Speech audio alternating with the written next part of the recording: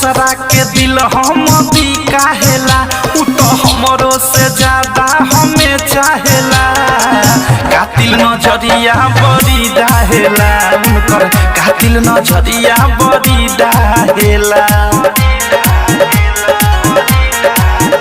अब दूसरा के दिल हम भी काहेला उ तो हमरो से ज्यादा हमें चाहेला कातिल नजरिया बड़ी डाहेला उनकर कातिल नजरिया बड़ी डाहेला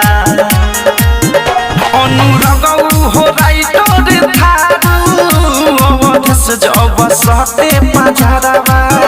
हमरा रहेला हो हमरा रहेला दिल के नियरावा ए सखी हमर हीरोवा यारवा हमरा रहेला